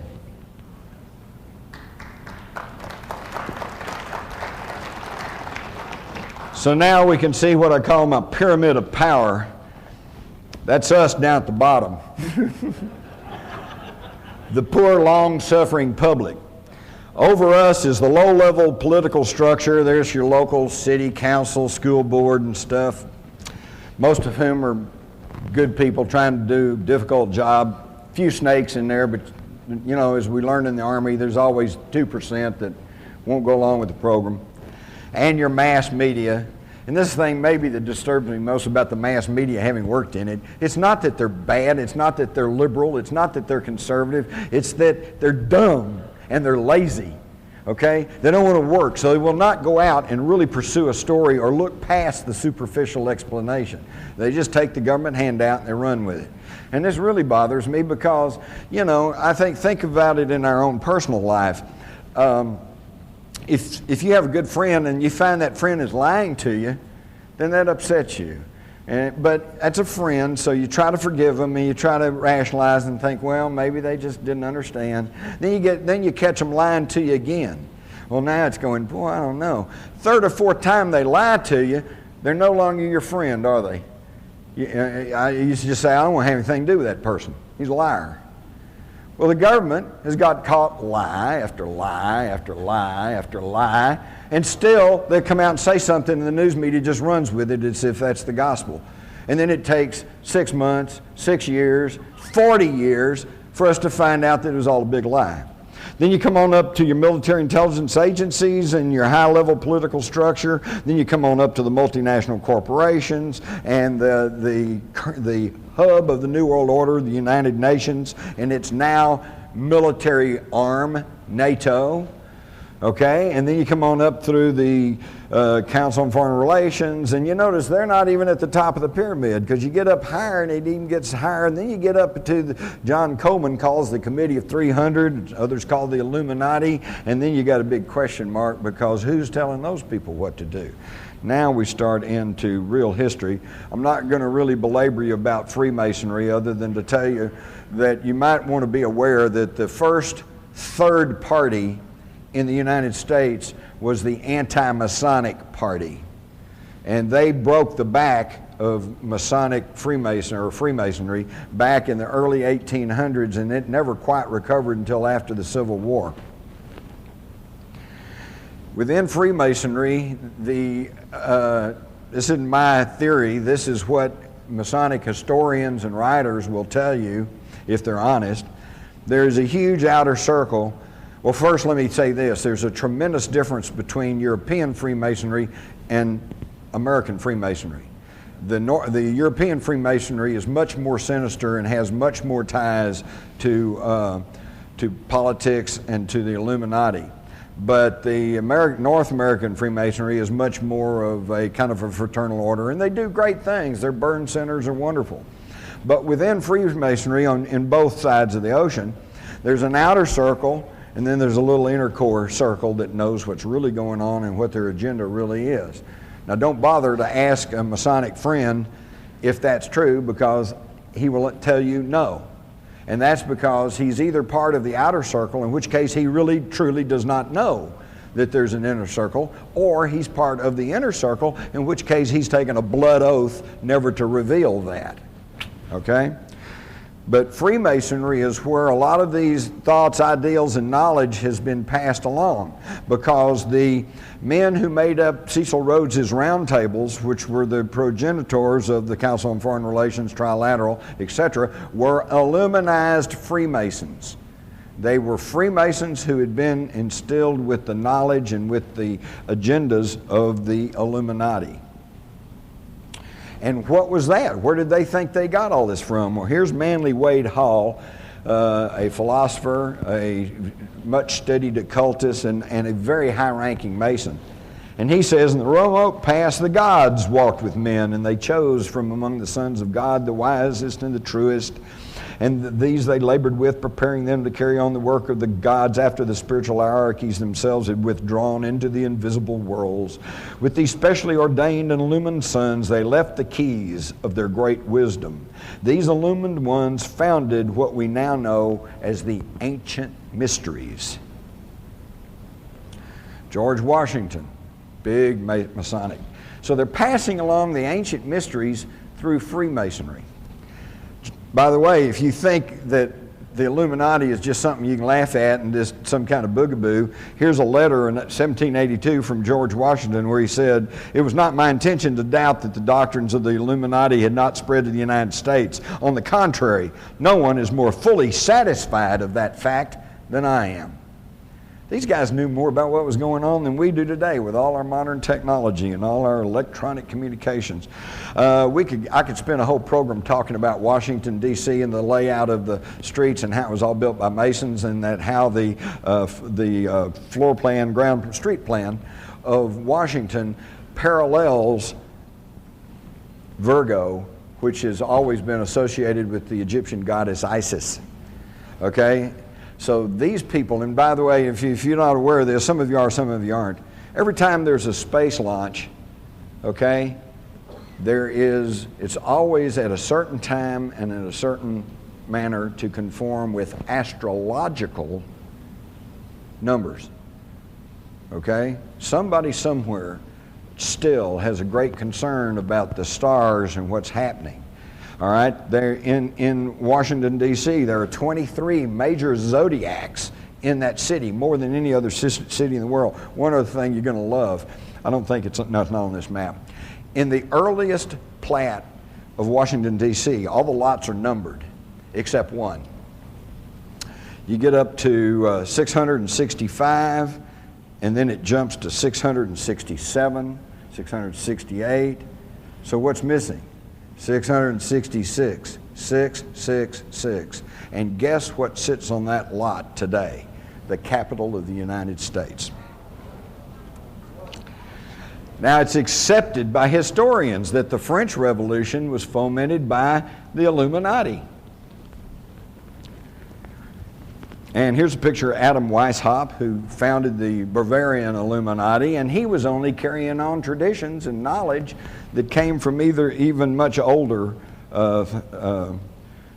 things. And I think it would be worth quickly to look at the 10 steps offered by Karl Marx in his Communist Manifesto. And if you'll compare this to Illuminati writings, you'll find that their goals have always been the same. And as I read these, I want you to think about where we are in this country today in relation to this topic. Abolition of private property. Not there yet, but they're working on it. Now we got wet zones and United Nations zones and whatever. A progressive or graduated income tax. Well, we got that. Abolition of all inheritance. They're working on that. Confiscation of property of dissidents and immigrants. Homeland Security's got that taken care of. Creation of a monopolistic central bank. Well, that was done back in 1913. Centralize all communication and transport. Well, see, when Karl Marx offered this, he was thinking in terms of state control. Today it's corporate control. And instead of the state running the corporations, today I think in this country it's the other way around. Control of all factories and farm production. Again, corporate control. Central ownership of capital with deployable workforce. That's us. Oops, got to move from Silicon Valley, no more jobs, and got to go somewhere else. Blur the distinction between rural, country, and cities. Boy, that's being done. I moved to the country 22 years ago. It was a wonderful little place. Now I go down there's McDonald's, Sonic, Krispy Kreme donut shop. You know, might as well be in Fort Worth or Dallas. Free public education for all children, which on the surface of it sounds like a wonderful idea, and I'm all for it. I think every single kid, no matter where he comes from, no matter what color he is, no matter what, should have a shot at learning the 3 R's, reading, writing, and arithmetic. But folks, that's it. After that, if he has aptitude, he should be able to go on. If he doesn't, he should go to trade schools. This thing, education has turned into a huge monster. And look what's going on in education today. And look what, you stop and check what they're being taught. And today they're not even being taught. What's important is they have to feel good about themselves. That's why they're trying to do away with grading systems. That's why they're trying to do away with the SATs and all like that. Well, we don't want somebody feeling left behind because they can't pass those tests. We want them to feel good about themselves. Well, all I can say is how good about themselves they're going to feel when they're 50 years old and all they can do is sit on the street corner and sell pencils. You know, you got to have that education. And they're not getting it. The dumbing down of America is not just a catchword. It is actually happening. So all of these things that were advanced by the Illuminati long before even Karl Marx are all agendas that are still being pushed along on us. And where did they came from? They came from the Knights Templars, who built these wonderful cathedrals such as Chartres that has stained glass in it that is so luminous that modern science cannot explain how they do that. Here's some of the stained glass from Chartres, and you can also see the similarities between the Chartres at the bottom and the Al-Qaeda Mosque in Jerusalem's Temple Mount. They brought back knowledge from the Middle East. Again, look at the striking similarities between these Egyptian artifacts and artifacts in Jerusalem. You've got a black Madonna that you still find in southern France compared to Isis. Over here you've got the winged person from Egypt, and another one that was found in a 9th century BC Jewish palace. It's all the same information, folks. It's all the same. We've been taught that here's all these different empires and civilizations. It's all a continuation. This is a great one. At the top, of course, you can see the famous Egyptian winged disc that Sitchin and others says probably represents the planet Nibiru. And in the bottom is a crop circle. Probably a hoaxed one, but it shows that somebody's still thinking in terms of the winged disc. Now this brings us to the mystery of Rennes-le-Château, and for those of you that have read Holy Blood, Holy Grail, the Messianic Legacy and all like that, they go into this in great detail, but they never really quite just tell you what it really is, other than the fact that there apparently is some fabulous treasure buried over in the caverns and cave systems that honeycomb the foothills of the Pyrenees there in southern France. And I was there 2 years ago, and it is an amazing place. It really is, and the stories are all there. Poussin, the artist, apparently was onto some of these secrets, because in this painting up here circled in red, he seems to be giving us a fleeting glimpse of what? The Ark of the Covenant. So there's all of this knowledge that's being passed along. Here is again the Masonic and zodiacal street plans of Washington compared to the same. You see the same geometric designs being used to build Rennes-le-Château. Again, we see the same knowledge being passed down. Here's what you probably don't realize. Rensselaer Chateau is on the far left corner over here, and if you connect these holy sites, you have a geometric pentagram that encompasses a 40-mile circumference area. Any of you that have read Maurice Shaitlin's book know about the Maltese cross that is in the Aegean Sea that you can only connect by getting a map and connecting these sacred sites. Again, ancient knowledge passed along. Some of it lost, some of it gets distorted, but it's all coming down through the secret societies. And where did it all start?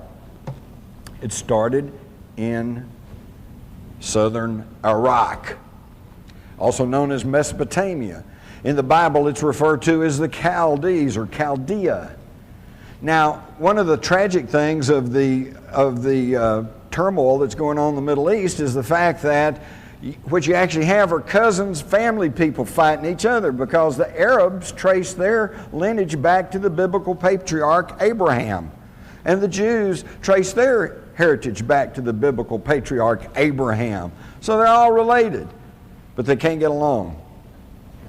If we could go back to that, to the map, the Bible tells us that Abraham came from Ur of the Chaldees. So he was not a Jew. He was not even a Semite. He was a Sumerian. And he had knowledge from the ancient Sumerian culture. And he brought that knowledge where? To Egypt. This is where the great Egyptian civilization got started, with the knowledge that was brought out of Mesopotamia. Now we get to the question, and now the rest of it, more knowledge was brought by Moses. Except who was Moses? There is a very cogent argument to be made that Moses is not a name, it's a title. Moses, meaning the pretender to the throne, the one true heir. And now we go and we look at the story of Moses. Oh, he was hidden away as a baby. He was placed in a basket of bulrushes, floated down the river to relatives, raised by foster parents, educated as an Egyptian, believed in the one true God. Now, you know what? If you go back and study about Akhenaten or Amenhotep IV, you find that it's the same story. Hidden away as a baby, placed in a basket of bulrushes, floated down the river, raised by foster family. The foster family were Hebrew slaves. Well, you all know, any of y'all who have adopted or are adopted or are adopting children, your real parents are who raise you, not who gives birth to you. Okay, we all know this. So Amenhotep is raised by Hebrews who instill in him the idea of the one true God. And when he assumes the throne as Pharaoh, he changes his name to Akhenaten, meaning the one who worships Atim, the one true God. And even in the Bible, it says he was an Egyptian or had great knowledge of Egypt, was very powerful in Egypt. How does a Hebrew slave get that? So now that whole story takes on a whole different coloration. And when he is overthrown because he's shaken up the religious hierarchy of the day, which was making tons of money because everybody had to pay homage to all the various gods. They didn't like that, so they overthrew Akhenaten and they banished him. And when he left, he took his family with him, the Israelites or the Hebrews. And they considered him still the one true king, or Moses. But whether or not that's true, we find again that all of the information flows from Iraq or Samaria into Egypt. And of course we know that from Egypt then all this knowledge was centered in the ancient mystery schools of Egypt, which then went on to the ancient mystery schools of Greece and then on into the Romans, and this was our Western heritage. Now, all of this was accumulated regardless of who Moses was, whether he was a title or a name. When the Israelites were sent out of Egypt and freed, they were told to take what you need. Well, some of them I'm sure that meant take some clothing, take some food, but some of them meant take everything that wasn't nailed down. And they took gold, silver, they took scrolls, they took all kinds of things on their travels in the wilderness. And we know that during their travels in the wilderness, they attacked and conquered a variety of people and city-states. And as was the habit in that time, oops, are we out of time? Oh, thank God, I saw something here. Okay, good, we're on track. I got to wrap this up though, because I know you're going to have some questions. So I'll make it quick. So they got this vast treasure hoard, gold, silver, but they've also got knowledge passed down from Samaria. And I'm sure they got tired of lugging all this through the desert. So at one point, Solomon built a huge temple. And part of it, of course, was to worship. Part of it was to house the Ark of the Covenant, their communication device for God, and to house and warehouse all of this fabulous treasure. So what happened to it? Interestingly enough, when the Romans took Palestine, they didn't just move in and conquer it. They worked a deal. They said, look, if you'll let us, you can keep your king and you can keep your lifestyle if you'll just pay homage to Rome. And they said, okay, and King Herod was installed, built his palace over the old, at the same place as the old Solomon Temple, there on the Temple Mount in Jerusalem, which is now, of course, a Muslim mosque, the Dome of the Rock. But then the Jews began to chafe under the Roman leadership, and in 66 AD there was a revolt. I'm sure it didn't just start overnight and it didn't end overnight. The Romans then sent troops in and they conquered the whole thing. Well, when they came in, they sacked Jerusalem and they sacked the temple.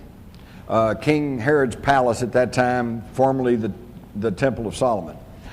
But they didn't get everything because the Jews knew what were happening, and they took everything they could and they buried it under the temple in a series of cave systems and stuff, and they carefully hid it away from the Romans. But the Romans nevertheless got a good portion of it, maybe even half or something, but they got a good portion. And what did they do with it? Well, they took it as booty back to Rome. 400 years later, Alaric the Goth sacks Rome. And again, as the way it happens, they took everything out of there. They took what the treasure, half the treasure of Solomon, and they took it back to their home stomping grounds, which was where? The Languedoc region of southern France. And they hid it in the cave systems down there.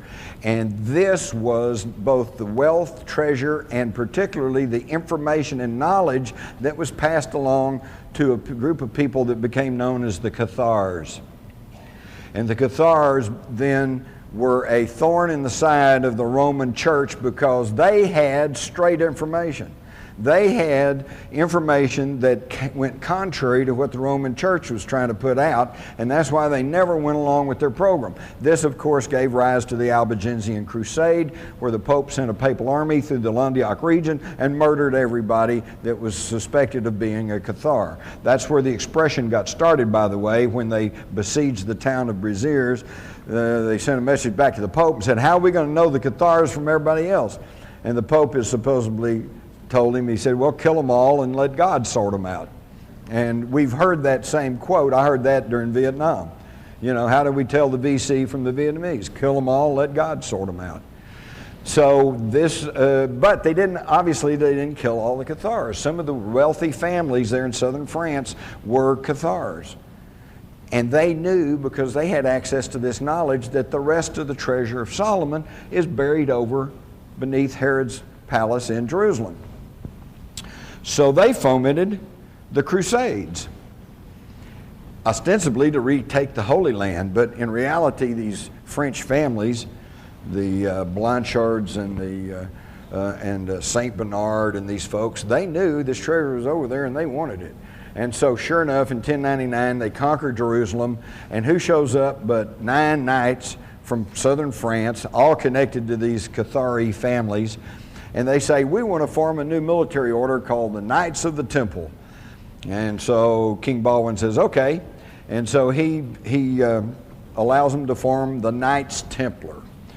And they were supposed to be guarding the roads there, but they never did. What they did was excavate under the temple and regained the rest of the treasure of Solomon. Again, not only a treasure of gold, silver, and precious stones, but a treasure of knowledge. And they hauled it from Jerusalem back through Rome and back into the Landiac region. And now at this point, the treasure of Solomon is reunited and hidden away in southern France in the area of Rennes-le-Château. That's what the mystery's all about. That's the treasure.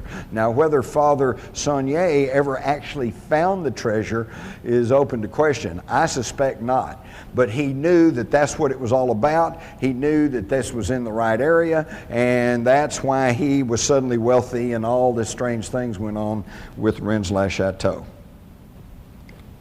And this was just a picture of the Knights that they showing their Maltese cross. And of course, then the Pope goes after the Knights Templars because he knows that they have dangerous information plus wealth. What happened to the reunited wealth near Rennes-le-Château? In March of 1944, Otto Skorzeny, the guy in the cap with the binoculars, leads a battalion of SS troops to southern France, working off of the notes and publications of a German named Otto Rahn, who had been to Rennes-le-Château several times in the 20s and 30s and had working closely with Heinrich Himmler and his SS group that was heavily involved in the occult. They felt like they knew where the treasure was, and on March the 16th, 1944, they send the Germans into they couldn't do it before then because southern France was part of Vichy France and technically was supposed to be free France, and they didn't want to cause any more trouble. But in September of 43, Rome fell and Mussolini was deposed, and at the same time that the Germans rescued Mussolini off the mountaintop, they also poured into southern France and took over the whole country. So now they're able to freely operate in France, and they sent troops down there in March of 44. He sends a one-word telegram back to Berlin on March the 16th that says, "Eureka, I found it. The greatest, most fabulous treasure in the history of the world, both of riches and of knowledge, is now in the hands of the Nazis." They took it back to Berchtesgaden, which you can see the diagram here has an underground labyrinth of hidden systems and caves and bunkers and everything else. But it probably did not remain there. It was taken out of Germany on something called Aktion Adlerflut, or Operation Eagle Flight. This was instigated in August of 1944 by the head of the German Central Bank and the head of the IG Farben Combine and Martin Bormann, who by that time was running the show. Hitler was pretty much over the edge with megalomania plus all the drugs that he was being fed. These guys took the combined wealth of Europe that they had looted plus Solomon's treasure, and they created 750 corporations all around the world. Their connecting banks were the Bank of International Settlements, the Deutsche Bank, which today is still a powerhouse in the financial world, Chase Bank, which later became Chase Manhattan, and I particularly want you to notice Union Banking Corporation. Because in 1942, one of the chief stockholders of the Union Banking Corporation was prosecuted in this country by the Justice Department under the Trading with the Enemies Act, and they accused him of being nothing but a financial front man for Hitler and the Nazis. And that man was Prescott Bush, and also his father-in-law, George Herbert Walker. So when you hear people say that these people running the country today are a bunch of neo-Nazis, I want you to stand up and say that is not so. There's nothing neo about them. They're the real old Nazis.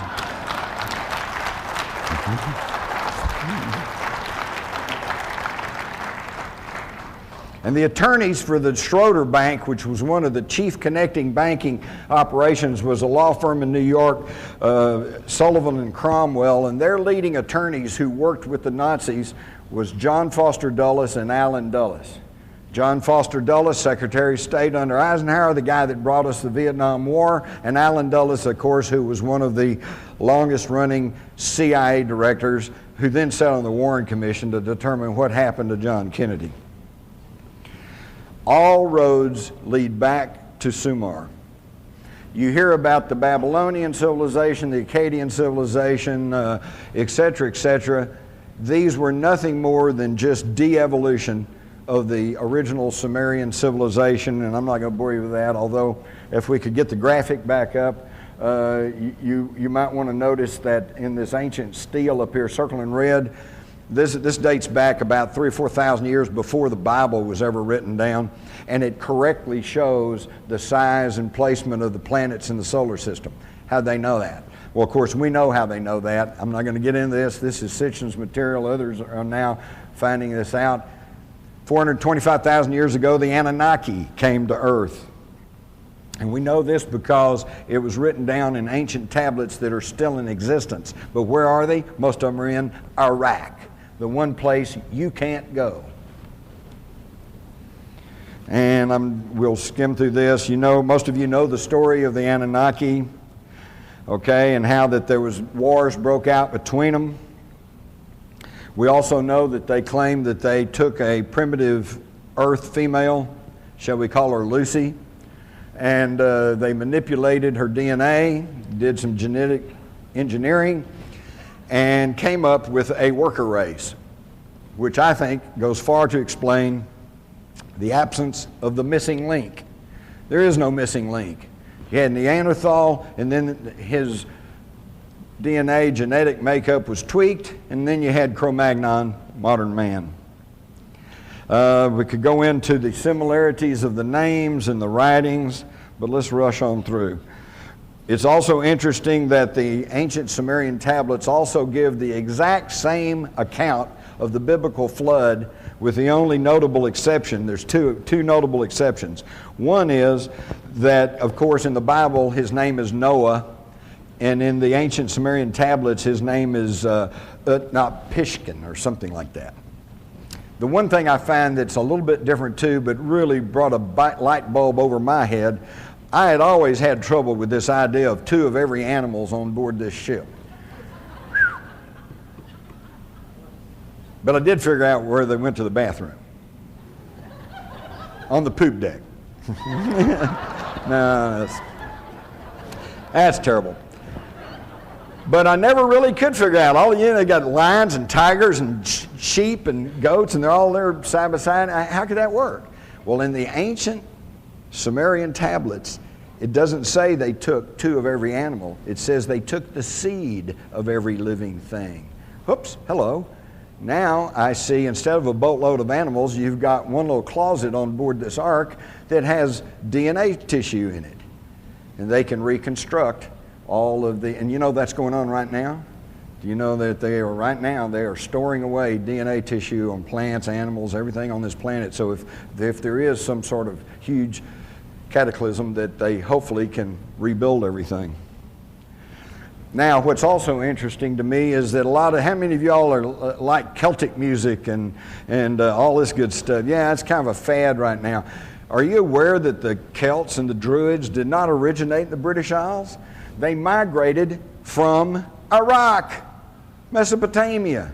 In fact, there were two mass migrations. One went up through the Caucasus Mountains, came in through Eastern Europe, ended up over in the British Isles. They were known as the Druids. And the primitive people who were there worshipped them because they had knowledge, they knew things, they knew how to do things. And of course the other came into Egypt, and from Egypt to Greece, from Greece to the Romans, and then on into the Western civilization. In fact, the whole history of Western civilization has been one constant movement to the West. And when Europe filled up and the British Isles filled up, then they came to America and the East Coast filled up. And during the 1800s, it was one mass migration from the East Coast to the West Coast. And why? Why do these people keep moving? Historians, it's no mystery. They all admit why. To escape religious and political tyranny. In other words, somebody's been trying to get hold of us all of this time. but we're like trying to grab mercury or something. You know, you try to grab it, well, move. Move some more. But you know what, folks? We got a problem. There's no place else to move. And now they've got technology. And they know where everybody is. So here's just a brief rundown. You can see that you start with the ancient Samaria, and you can trace the knowledge and the attempt to control humanity right on up. And it's all the same thing. The pharaohs, the Caesars, the royalty of Europe, Hitler. What were they concerned with? The bloodline and the interbred. And they wanted to maintain the purity of the blood. There's something about that, and it tracks all the way back. So now, if we assume that these ancient tablets are telling us the truth, and that these spacefaring aliens landed on the planet all these thousands of years ago, then that begs the question. Did they all leave? Or did they all, or at least a portion of them, stay behind? It's an either-or thing. They either all left, or some of them or all of them stayed behind. So which is it? I think we can find the answer. And we find the answer by looking at the historical record. If they all left, the whole written history of mankind should be just one unending, gradual evolution up to civilization. You know, hunter-gatherers to city-states to nations and all like that, with nothing in the record to show that there was anything strange or unusual going on. But that's not what we find, is it? Quite the contrary. The historical record gives us the answer. This is the great Los Angeles air raid. If you look closely, you can see the saucer caught in the searchlights. Got pictures of saucers over the desert. You got an ancient French coin from the 1600s that shows a giant wheel-shaped object floating over the countryside.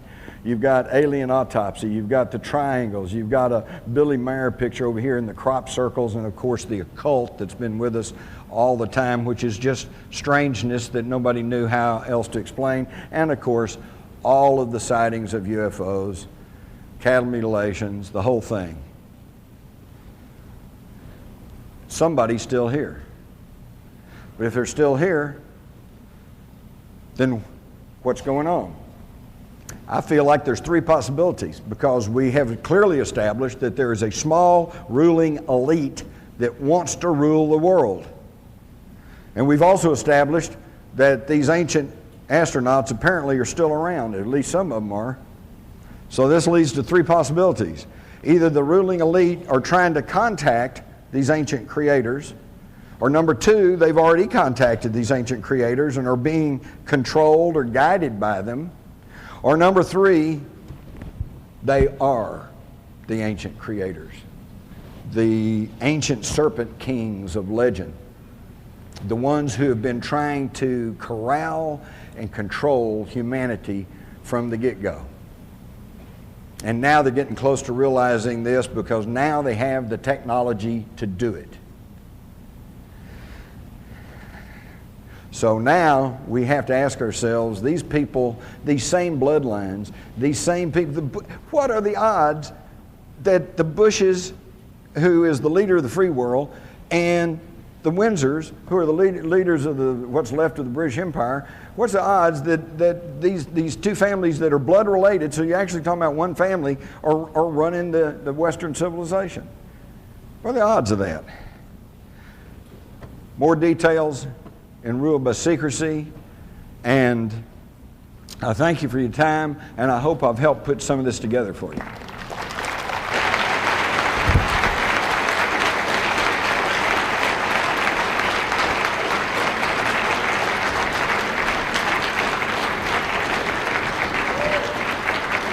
I don't think we have much time left, but anybody has an important question, come to the microphone and I'll try to answer it. Yes, Colonel. Jim, in speaking about the Skull and Bone Society as a recruiting and grooming tool for the world government, you said that they find those with ability, and quote, who are more compliant. What evidence you have for that more compliant part? Well, simply for the mere fact that the ones who aren't compliant go on off and they don't get leadership positions, and the ones who are compliant get the leadership positions. When I say compliant, I mean, maybe I could have used another word. Let's say they find people who are more in tune with their worldview. Thank you. Compliant kind of implies that they order them around. It's probably not that direct. Good presentation, Jim. Thank you. Thank you. I wanted to comment on your United States note that Kennedy was attempting to put into existence. I did want to mention that that was going to be backed by silver, so there was some backing behind it. Yeah. And also, the executive order number that Kennedy wrote to establish that, if people want to write this down, was Executive Order 11110, and you can check that out, where it established the U.S. note. And the thing that I wanted to make comment about is that LBJ did not choose to continue publishing and minting the coin that Kennedy had started, because this would have killed the golden goose that the Federal Reserve had in position. It would have, and that was just too much of a status change for this country and for the very people you've been talking about. Exactly. That's one of the reasons they wanted him in. Exactly. Kennedy. But from another book that you wrote, I would like for you to maybe just briefly go over the coup of 1934 and how that affected our current status. Right. If you could take just a synopsis. Thank you. I'll try to make feedback. Okay, try to make this brief. He asked about the coup of 1934. This was well established, little publicized, and you never heard about it in your history classes. In 1934, 1 year after Hitler had taken over total control as dictator of America, some of the wealthy families in this country, okay, the Rockefellers, the DuPonts, the Carnegies, they decided we needed to have something like that here. And they approached a former general with the Marine Corps, General Smedley Butler, and they proposed to him that they would put up the money to fund a whole several 100,000 revolutionaries, and that we would have a coup in the United States of America, and they wanted Smedley Butler to be the new dictator, military dictator of the United States. Smedley Butler, to his everlasting credit, said to himself, this is treason. And he didn't really say anything to them, but he went along with it for a little while until he could figure out who was behind it, what all they were doing. Then he went to Franklin Roosevelt and told him what was going on. And of course, Roosevelt had a real bad problem. If he got up publicly and said this is what was going on, it could shake all the financial institutions of this country to the bone. The Federal Reserve System would be in a shambles. There could even possibly lead to some sort of civil war. So what they did was leak this story to the papers. Most of the papers around the country never even bothered to report on it. New York Times did report on it. Congress held some hearings for about 2 years until everything died down. They basically confirmed everything that Smedley Butler told them, but then that's where it was left. It was like, A lot of these people who were involved in this fled the country at the time and only later came back. So don't believe that there can't be an attempt at a coup in this country, because there was in 1934. Thank you for bringing that up. Thank you for this presentation today, and thank you for having the courage to bring this information forward to us. And I'd like to know if you've ever heard of a document called the Protocols of the... I wonder if you've heard of a document called the Protocols of the Elders of Zion? Yes. Let me address this real quick. I addressed this in Rule by Secrecy. He's asking about the Protocols of the Learned Elders of Zion.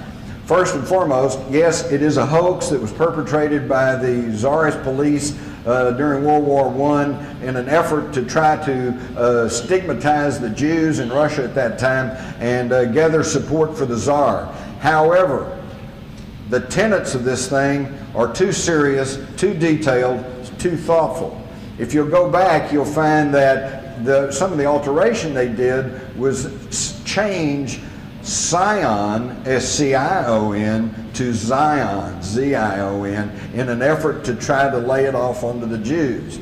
Zion, of course, brings us into the Priory of Sion, and several scholars have decided that the protocols are legitimate, but they are a document of the Illuminati. not the Jews, okay? So what you have to do, my advice to you is to try to find a copy of the protocols and read them. It is really chilling because it's just like the report from Iron Mountain. They can claim it's a hoax, but when you read it, you know this is not a hoax. It's a game plan for taking over the world. But again, let me emphasize, this was not done by the Jews, okay? The Jews have been as victimized by these people as everybody else. Yeah, I have one correction on your timeline. You said Eisenhower and Dulles got us into the Vietnam War. Eisenhower kept us out of Dien Bien Phu when the French were trying to get us into the war. He stated that it's the wrong war, the wrong place, at the wrong time. The guy who got us into the war was JFK. Well, I would disagree with you on that, although what you said essentially is correct. The reason that they didn't want to go in with the French is because they didn't want the French in there. They wanted to wait and let the French get run out so that we wouldn't have any competition when we moved in. And all I can tell you is that C.L. Sulzberger of the New York Times said that John Foster Dulles personally told him that he created CETO to give the president the power to intervene in Southeast Asia. I do agree with you. I think Eisenhower, being a general and having come through a world war, was hesitant to get us involved in a war over there. That's why all he did was start to send military advisors. And that's all JFK did. He increased them. When he took office, there were like 5,000 or 6,000 military advisors in Southeast Asia, and by the time he was assassinated in fall of '63, that had been increased to like 12,000. So there were, but they were military advisors, okay? And yes, they went out on patrols, and yes, if they got in a firefight, they would shoot back to defend themselves, but it was only Lyndon Johnson that put ground combat troops in Vietnam and ordered up Rolling Thunder, and that's when the war really got underway. Yeah. Jim, I was wondering if you could offer any comments on FEMA, also its authority and possible place and role in this game. I got a question for you all. Since when is it the job of FEMA to investigate the tragedy of the space shuttle? And since when is it the job of FEMA? Who investigated the World Trade Center bombing? Was it the New York Fire Department? No. Was it the New York Police Department? No. Was it the FBI? No. It was FEMA. And what did FEMA do? They hired 26 structural engineers, rushed them through there, let them go there for a day and a half, wouldn't let them look at most of the stuff, already were shipping the metal out of there, would not allow them to do tests on it. The head of the panel even complained, but then based on what little they got to see and what they were told, they finally issued a report and said, well, airplanes hit the building, I guess the temperatures got high and they all collapsed. There was no investigation and it was all covered up by FEMA. What about constitutional power or a possible place in this whole power game? Constitutional power? Well, you know, we have a constitution, and let me, don't anybody get me wrong, you know, the form of government that we pay lip service to in this country, I will be the first to agree, is the finest that has ever been put together in the history of this world. Our problem is not the Constitution, the Bill of Rights, the Declaration of Independence. Our problem is that we're not adhering to it. We're not following the Constitution of this country. When the President of the United States gets up and says, my lawyers have informed me that I don't even have to consult with Congress to go fight a war over in the Middle East, he obviously has not read the Constitution of the United States, because it plainly states that only Congress shall have the power to declare war.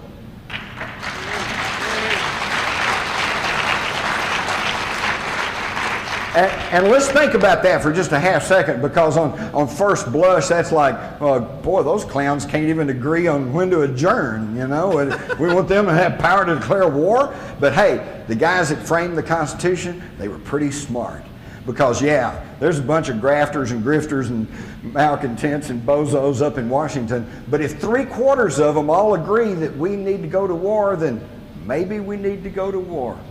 And if they can't agree, if they can't get 3/4 of a vote of Congress, then we probably don't need to be going to war. So it's a pretty smart system, and our problem is we're not following it. Thank you. Hi, Jim. Hi. David Icke had a big sold-out conference in London recently, talking about exactly the same subjects. And he also spent a bit of time on the evidence for, reptilian oriented control of the top of this negative pyramid, if you like. What sort of input are you getting on the same subject? It's interesting because when you follow the evidence, you just kind of get there. But let me tell you something. I met David Icke, and I kind of like David. And it's interesting because I wasn't even aware of him until at the last moment writing Ruled by Secrecy. And yet we were both following the evidence, and we were both running pretty parallel. The big difference is this. Along with my newspaper background, I also augmented my low reporter's pay by working and dabbling in public relations and advertising. And I know enough about public relations that I don't believe I'm going to really win friends and influence a lot of people by publicly calling the Queen Mother of England a 200-year-old reptilian cannibal. It's not to be saying it's not true, it's just I'm just saying I'm not saying that. Thanks. Have I got just one very quick one, if that's okay? You were talking about intervention in evolution. What information have you got on this thing about rhesus negative blood and possible link with alien abductees as well? The possible link with what? The idea that there shouldn't be people with rhesus negative blood, in theory. Oh, well, there's all kinds of strange things. I'm not, you got to understand, folks, I don't claim to be a huge expert in particularly anything. I'm the last of a dying breed. I'm a generalist, okay? I know a little bit about a lot of things. And I want to tell you something, I think that's sorely missing in this country today. The problem we have in this country, thank you, as I know doctors and lawyers and professional people, computer experts, and they're brilliant, they're well educated, and they're very thoughtful, but they got tunnel vision. All they know is what they know. In fact, some of the most closed-minded people I've ever run into are medical doctors. And the thing is, so where is there a place in our society for a philosopher? Or a generalist, somebody knows a little bit. Somebody's got to step back and look at the forest instead of inspecting the trees all day. And that's what I'm trying to do. I'm not going to tell you I got it 100% right, but this is what I see. Thanks, Jim. Hi, I was just going to thank you, Jim, for being a generalist and doing our homework for us. What I think is really frightening is that most Americans aren't aware of what is in the Homeland Security Act, including myself. Including Congress. They don't know what's in there. And I was going to ask you, I had heard something that they were going to be keeping track or making a list of what library books we check out. And I was wondering if that was part of the Homeland Security Act. Yes, it is.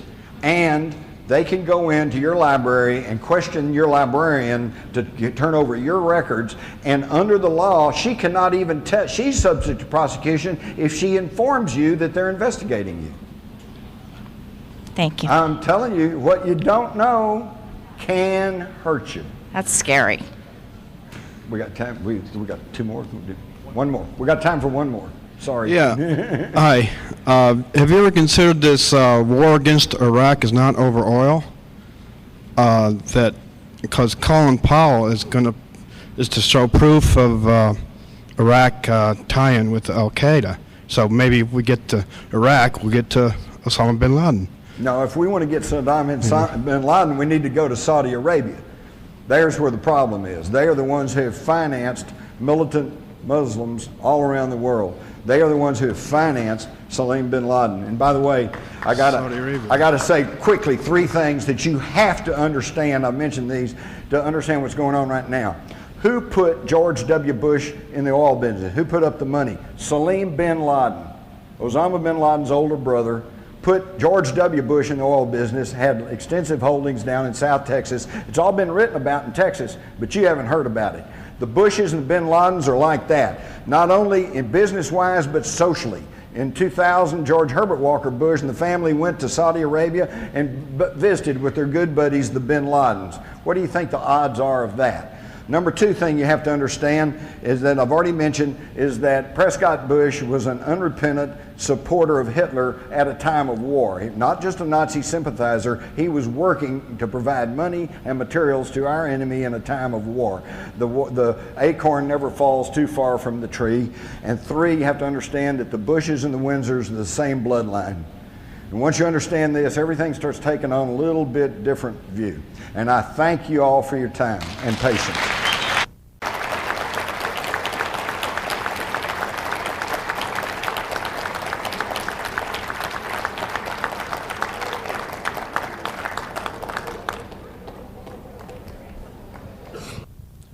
Thank you. Mike, please. Thank you, Jim. Just bloody awesome, guys.